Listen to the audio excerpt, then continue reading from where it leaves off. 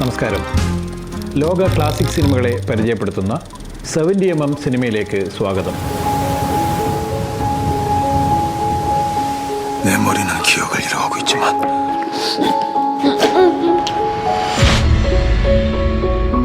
내 손은 기억한다. 습관처럼 살인을.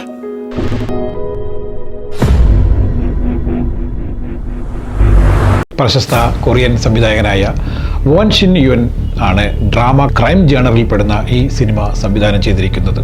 പ്രശസ്ത Korean നടനായ soul Qiang ആണ് title ക്യാരക്ടറായ ബ്യോങ് സുവിനെ അവതരിപ്പിച്ചിരിക്കുന്നത്.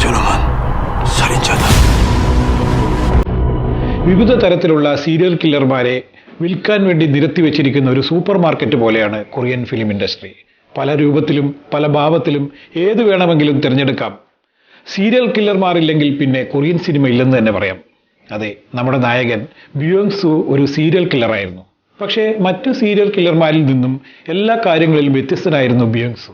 തൻ്റെ സീരിയൽ കില്ലിങ്ങിൻ്റെ ഉദ്ഘാടനത്തിൽ വെച്ച് തന്നെ ബ്യോങ് സു ആ വ്യത്യസ്തത പരീക്ഷിച്ചു. ഒരിക്കൽ തന്നെ അധിക്ഷേപിച്ച പിതാവിനെ ഒട്ടും താമസിയാതെ ബ്യോങ് സു കാലപരിക്ക് അയച്ചു.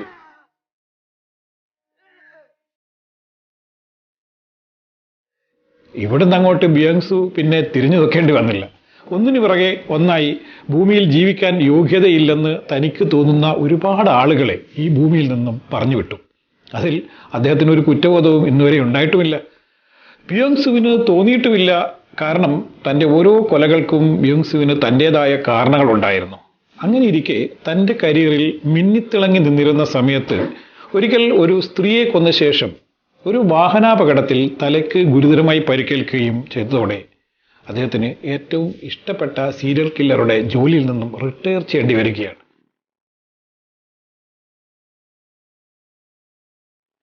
ബ്യോങ് സുവിന് ഏതെങ്കിലും ഒരു ജോലി ചെയ്യാതെ ഇക്കാലത്ത് ജീവിക്കാൻ പറ്റുമായിരുന്നില്ല.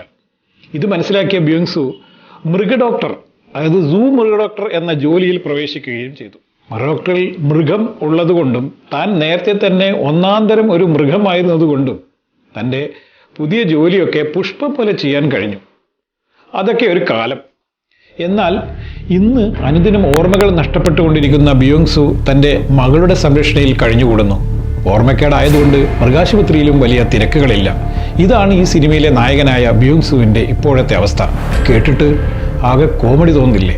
എന്നാൽ കാര്യങ്ങൾ ഒട്ടും തന്നെ കോമഡി അല്ല കേട്ടോ. ബ്യോങ് സു ഫീൽഡ് വിട്ടിട്ട് ഇപ്പോൾ 10-17 വർഷമായി. ബ്യോങ് സുവിൻ്റെ തലമുറ റിട്ടയർ ചെയ്തപ്പോൾ ആ രംഗത്ത് പുതിയ പിള്ളേർ ചാർജ് എടുത്തിരിക്കുന്നു. തലമുറ മാറ്റം ഒരു അനിവാര്യമാണല്ലോ. അതെന്തുമായിക്കോട്ടെ, ബ്യോങ് സുവിനെ ബാധിക്കുന്ന പ്രശ്നം അതൊന്നും ആയിരുന്നില്ല. ഏതോ ഒരു സീരിയൽ കില്ലർ പയ്യൻ നാട്ടിലെ പെൺകുട്ടികളെ മുഴുവൻ കൊന്നു തള്ളുന്നു. ഇത് കേട്ടിട്ട് ബ്യോങ് സുവിന് ആ സീരിയൽ കില്ലർ തൻ്റെ മകളെയും ഉപദ്രവിക്കുമോ എന്ന് പേടി തോന്നുന്നു. കൊടുത്താൽ കൊല്ലത്തും കിട്ടുമെന്നാണല്ലോ പറയാറ്. ആ പേടിയിലാണ് ബ്യോങ് സു ഇപ്പോൾ. പണ്ടായിരുന്നെങ്കിൽ അവനെ തീർക്കാൻ അരമണിക്കൂർ നേരത്തെ പണിയേ ഉണ്ടായിരുന്നുള്ളൂ. പക്ഷേ ഇപ്പോൾ എന്തു ചെയ്യാം? ഇപ്പോൾ ഇനി ഒന്നിനും വയ്യ. പഴയ സീരിയൽ കില്ലറാണ്, പഴയ താരമാണ്, റിട്ടയർഡ് ഹെർട്ടാണ് എന്നൊന്നും ഇപ്പോഴത്തെ പിള്ളേർ വിചാരിക്കില്ല. ആ ബഹുമാനമൊന്നും പിള്ളേർ തനിക്ക് തരികയുമില്ലെന്നും ബ്യോങ് സുവിന് നന്നായിട്ടറിയാം. അതെ, ഒടുവിൽ അതുതന്നെ സംഭവിച്ചു. ബ്യോങ് സുവിൻ്റെ മകളെ ആ സീരിയൽ കില്ലർ നോട്ടവിട്ടിരിക്കുന്നു എന്ന സൂചന അദ്ദേഹത്തിന് ലഭിച്ചു കഴിഞ്ഞു.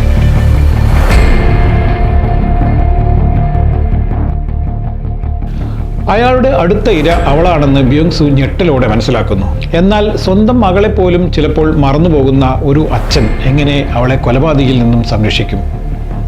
ഇത് വലിയൊരു ചോദ്യമാണ്. ഇതാണ് ബ്യോങ് സുവിൻ്റെ ഇപ്പോഴത്തെ ആശങ്ക. സ്വന്തമായി നട്ടുവളർത്തിയ ഒരു മുളന്തോട്ടം അയാൾക്കുണ്ട്.